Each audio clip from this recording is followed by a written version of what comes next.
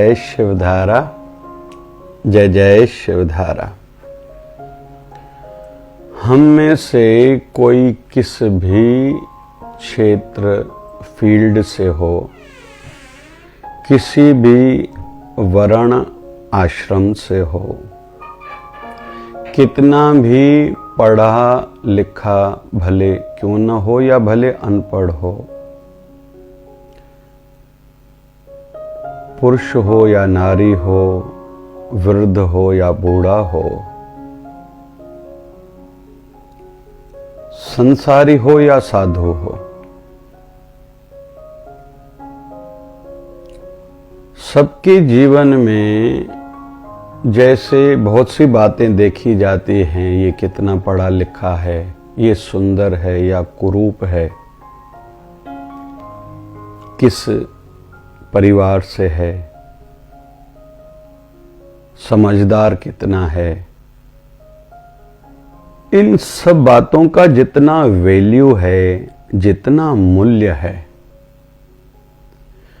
उतना ही उनके basic ethics को, मूल संस्कारों को, सभ्यता को, मर्यादाओं को भी देखा जाता है। जैसे हम किसी भी डॉक्टर के साथ मिलके आए, डॉक्टर की दवाई फायदा करती है या नहीं, ये एक विषय है। कहीं कहीं अटके हुए हैं, हार्ट का डॉक्टर है, किडनी का डॉक्टर है, दिमाग का डॉक्टर है, चमड़ी का डॉक्टर है, उससे दवाई करानी है, फायदा हो रहा है, ये हम लोग एक जगह पर माइंड के सोच में याद रखते हैं। लेकिन इतना ही हम ये भी याद रखते हैं कि उनकी डीलिंग कैसी है, बोलचाल में वो शब्द क्या बोल रहे थे, उसमें अपनापन, उसमें प्यार, उसमें तसल्ली कितनी थी। ऐसे ही भले कोई वकील हो, कोई ब्यूरोक्रेट हो, कोई सीए हो, कोई दुकानदार हो, तो हम लोग 50% से ज्यादा अगर दूसरा विकल्प होगा, ऑप्शन होगा, तो उसको छोड़ के जाएंगे। इसका बोलना अच्छा नहीं, दुकान अच्छा है, चीजें अच्छी पड़ी, लेकिन इसकी डीलिंग अच्छी नहीं है, इसकी नजर अच्छी नहीं है,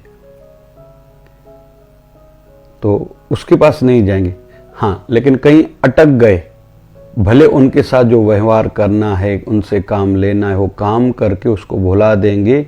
जितना ये याद रखेंगे, हम लोग फ्रिज, हम लोग कार, हम लोग मोबाइल इसके दुकान से लेके आए थे, जितना वो याद है, भले वो चीज अच्छी भी होगी, लेकिन पैरेलली वो भी याद रहेगा वो व्यक्ति अच्छा नहीं था। तो हम लोग बाल्यकाल से देखते हैं, बेसिक इथिक्स को बहुत देखा जाता है। घर परिवार में जैसे 2-4 बच्चे हैं, उनमें से नम्रता वाला, हाँ में हाँ कहने वाला, कहना मानने वाला, फिर थोड़े छोटे छोटे काम, पानी भर के आया, रोटी की थाली लेके आया, मेहमान आया, कोई ड्राई फ्रूट की डिश आदि लाया, चाय लाई, फिर कैसे चाय रखी, पानी का गिलास कैसे दिया, फिर कैसे लेके गया, उस समय फेशियल एक्सप्रेशंस, उसके चेहरे के हाव भाव क्या थे, कोई मजबूरी तो नहीं जता रहा था, माँ बाप को आंखें तो नहीं दिखा रहा था, गुस्सा तो नहीं कर रहा था। ऐसे ही बच्चियां भी, लड़कियां भी ये देखी जाती हैं। पढ़ा लिखा है, ठीक है, डॉक्टर है, इंजीनियर है, किसी की जॉब है पूना में, मुंबई में, बेंगलोर में, ये ठीक है, दिल्ली में जॉब है बड़ी, ये ठीक है, विदेश में इसकी नौकरी है, ये ठीक है, लेकिन बेसिक इथिक्स उसके क्या है, मूल संस्कार क्या है। फिर पहनावे में भी हम लोग देखते हैं, वल्गर कपड़े पहनता है तो वल्गर लोगों को अच्छा लगेगा, लेकिन 90% सभ्य लोगों को, अच्छे लोगों को, बड़े लोगों को अच्छा नहीं लगेगा।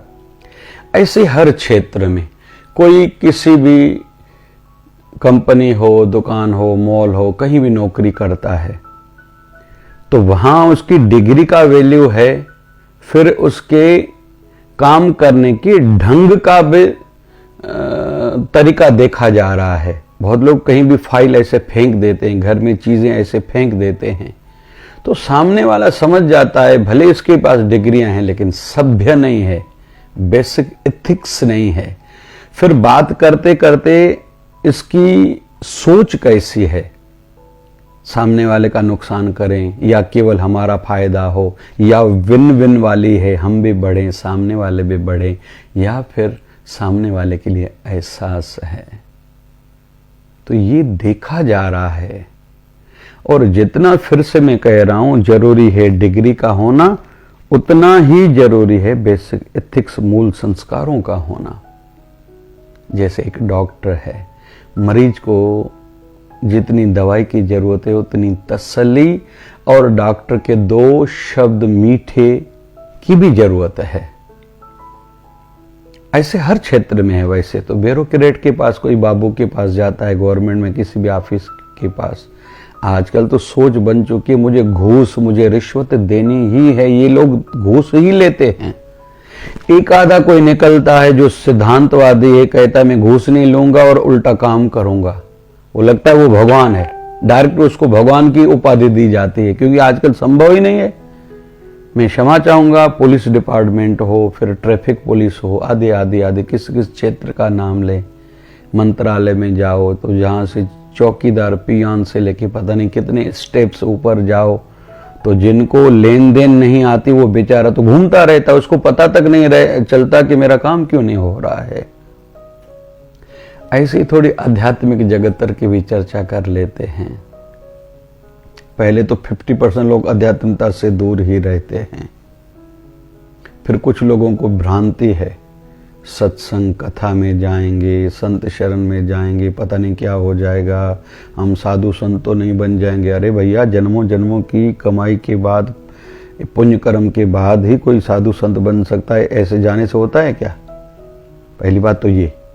दूसरी बात, अभी आपकी एंट्री नहीं हुई, एडमिशन नहीं हुई, पहले तो एडमिशन आपकी हो, उतना योग्य तो बनो, आपके उतने मार्क्स तो हो, मतलब उतने पुण्य की लेवल तो आपकी हो, फिर तो एंट्री मिलेगी।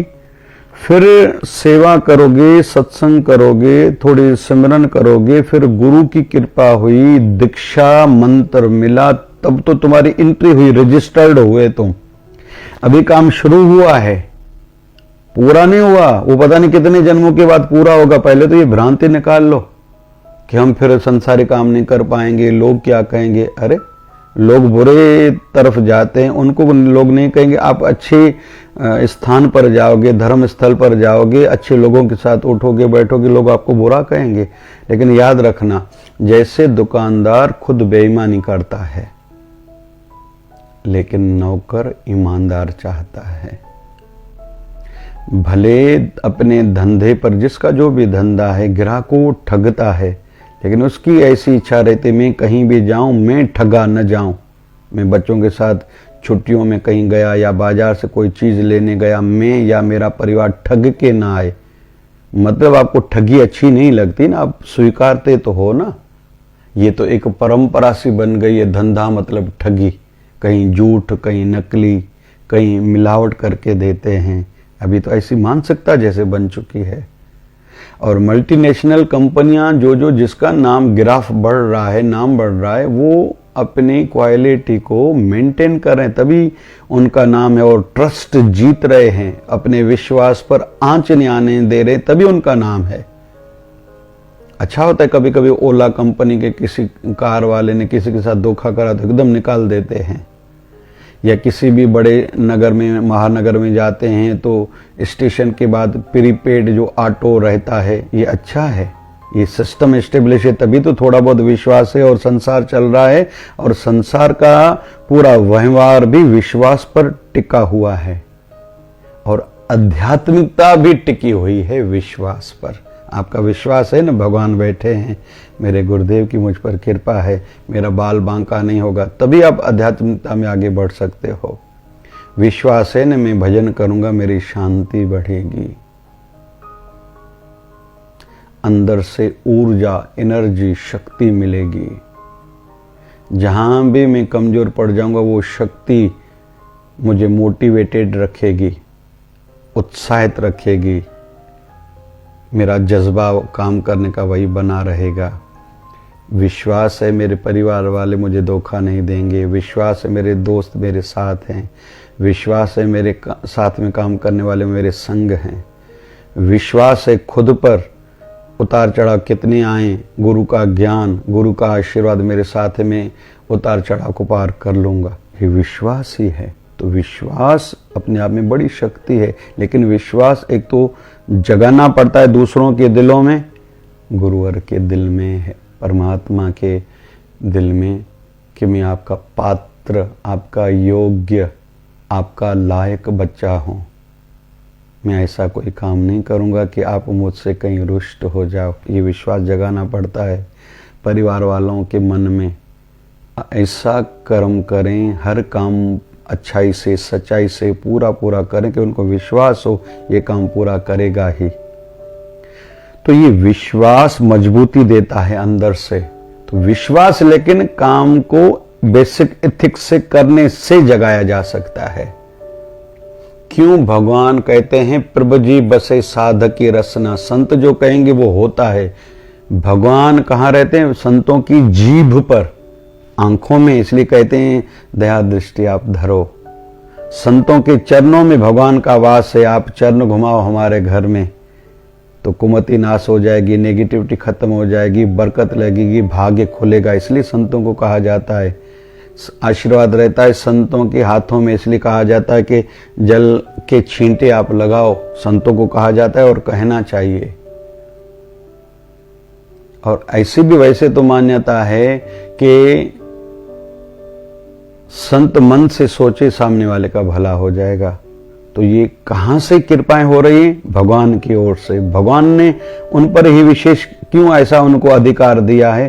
क्योंकि उन्होंने भगवान का दिल जीता है, इतना भजन करा है, ऐसे कर्म करे हैं कि भगवान ने अपने पूरे खजानों की चाबी संतों के हाथ में दे दी है। आप केवल प्रणाम करो, केवल संत को कहीं याद करो, अपने गुरुदेव के दिए हुए दीक्षा मंत्र को जप करो, आप जो चाहोगे होता जाएगा। लेकिन ये तब जब संतों ने अपने प्रभु की, अपने गुरुदेव की आशीर्वाद और विश्वास को जीता है। वैसा काम किया। बेसिक एथिक्स हैं, जो नियम हैं संत मते का, उन्होंने वो निभाए हैं, बनाए हैं, दृढ़ हैं, तोड़ते नहीं, तभी उन पर कृपा है। तो ऐसे हर क्षेत्र में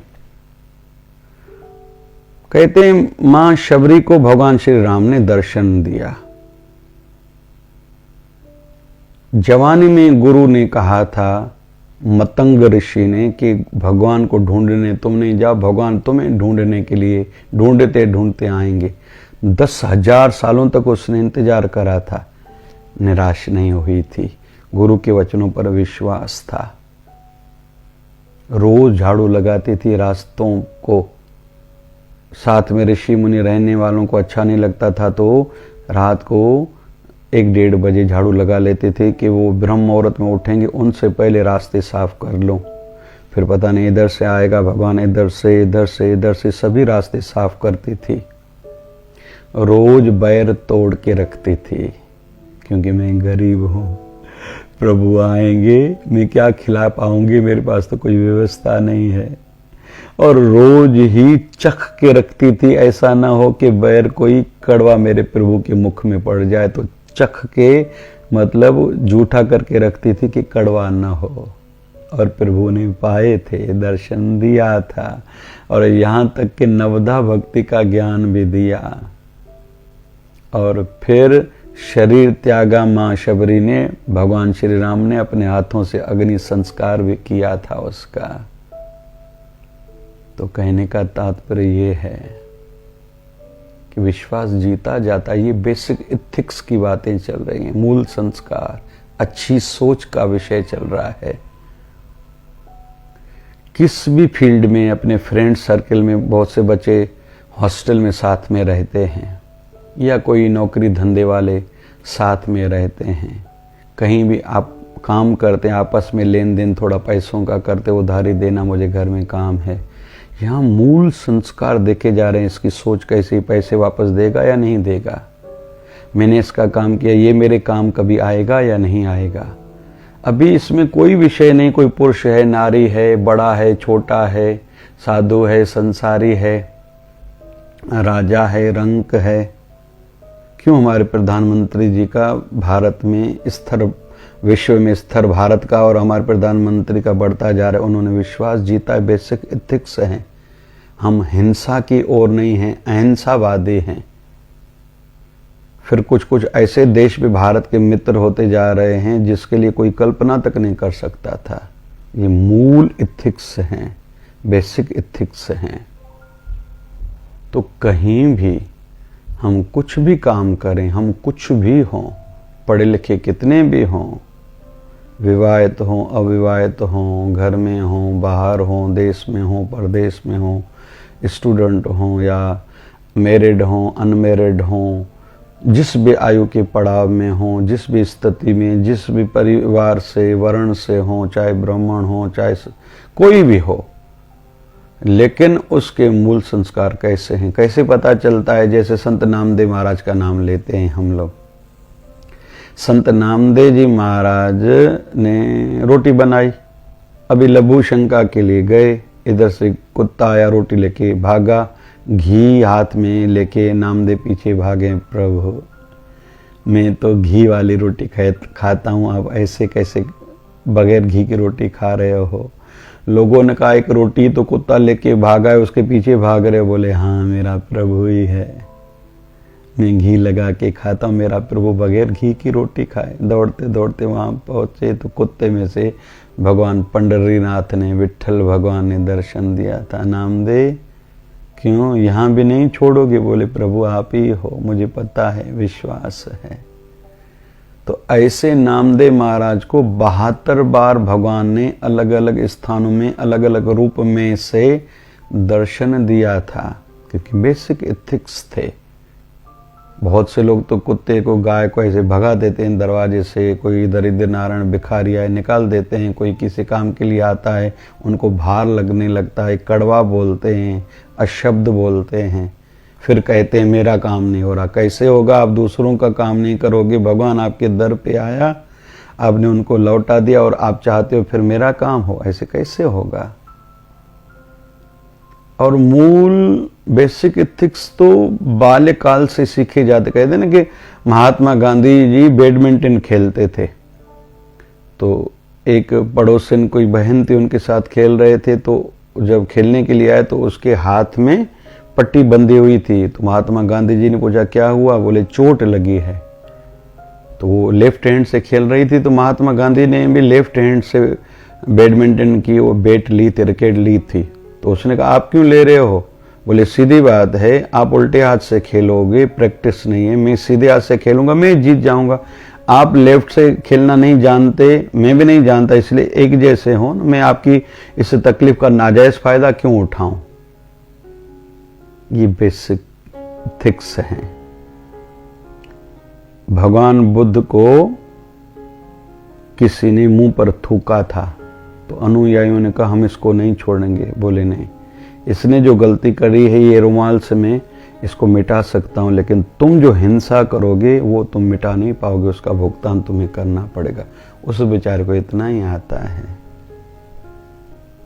तरीका होता है ना, उंगली मार ने कहा कि आदत थी लोगों को मार के उंगलियां काट के अपनी माला में पिरो के गले में पहनता था, यहां तक कि उसकी मां भी डरती थी उनसे। तो भगवान बुद्ध ने कहा था कि सामने वाले ने कहा उंगली मार मैं नहीं छोड़ूंगा। बोले मैं यही चाहता हूं, मुझे तुम नहीं छोड़ो। तो भगवान बुद्ध ने कहा एक ऐसे करे काम कर। बोले क्या? बोले एक वृक्ष का पत्ता तोड़ के लाओ। तोड़ के लाया। बोले अभी जोड़ के आओ। बोले ऐसे कैसे हो सकता है? बोले जो जोड़ नहीं सकते उसका तोड़ने का अधिकार भी तुम्हें नहीं है। वो सदा के लिए उनका अनुयायी बन गया था, उंगली मार। ये बेसिक एथिक्स हैं। भगवान महावीर जा रहे हैं, एक किसान खेती में काम कर रहा है, भगवान महावीर को देख के बाहर आया, प्रणाम किया। तो भगवान महावीर ने भी उनको प्रणाम किया। वो किसान कहता है प्रभु आप तो संत हो, भगवान हो, इसलिए तपस्वी हो, मैंने आपको प्रणाम किया। हम तो पापी हैं, दुनिया वाले हैं, आपने मुझे क्यों प्रणाम किया? तो भगवान महावीर कहते हैं तुम्हारे अंदर में जो संतों महापुरुषों के लिए सद्भावना है ना, कि दौड़ते आए मुझे आके मेरे शरीर को प्रणाम किया, मैंने तेरी उस भावना को प्रणाम किया। ये है बेसिक एथिक्स, ये समझने हैं। हमारे सदगुरुदेव भगवान 1008 सदगुरु स्वामी शिव भजन जी महाराज एक बार शिकारपुर में जा रहे थे। सामने से बंदूकधारी कुछ डाकू आए, लेकिन आते ही सामने से प्रणाम किया। बाबा जी जंगल में जाते थे, बात नहीं करते थे। जो साथ में सेवाधारी साथ में इशारा किया, पूछा कौन हो, तो उन्होंने कहा कि हम इस समय डाकू हैं। बचपन से आप यहाँ से गुजरते हो, हमें टाफियाँ देते थे, बिस्किट देते थे। अभी कुसंगति के कारण, परिस्थितियों के कारण हम डाकू बने हैं। तो बाबा जी ने सेवादारी को कहा, इशारे से उनको कहो भी ये छोड़ दो। तो उन्होंने कहा हाँ बाबा जी आप आशीर्वाद करो। इतना बाबा जी के इशारे से उनके ऊपर प्रभाव पड़ा। उन्होंने कहा आज के बाद हम कभी भी ये काम नहीं करेंगे। तो ये मूल संस्कार, बेसिक एथिक्स का ही प्रभाव है कि सामने वाले डकैती करने के छोड़ने के लिए भी तैयार हो गए हैं। हमारे शिवधारा मिशन फाउंडेशन की ओर से जितने भी सेवा कार्य चलते हैं, ये ध्यान रखा जाता है जैसे कोई भी चीज बांटी जाती है ज़रूरतमंदों में, उसकी क्वालिटी अच्छी हो। निःशुल्क हेल्थ चेकअप कैंप्स होते हैं तो व्यवस्थित काम हो, हर मरीज को डायरेक्शन ठीक मिले। डॉक्टर जो बताए उनको समझ में नहीं आए तो बताया जाता है, सब किसी को नाश्ता चाय पानी मिले। कभी कभी डॉक्टर्स के लिए मरीजों को बैठना पड़ता है। तो ये जो हम लोग सोच बना के चलते हैं ना, या सोशल मीडिया के माध्यम से रोज़ नया वीडियो बनता है, आईडी है जय शिवधारा, फेसबुक हो या यूट्यूब हो, तो उसके लिए ये प्रयास किया जाता है कि उसमें बेसिक एथिक्स का ध्यान दिया जाए और आश्रम में भी व्यवस्थित हर काम हो, मर्यादित कपड़े हों, सर ढका हुआ हो, मर्यादित भाषा हो, ये प्रयास किया जाता है। तो हम जिस भी क्षेत्र में हैं, जहाँ भी बढ़ना चाहते हैं, बेसिक एथिक्स और अंत समय तक उनको बनाए रखें, सिद्धांतों को, रूल्स को तोड़ने न दें, भले कुछ भी हो जाए।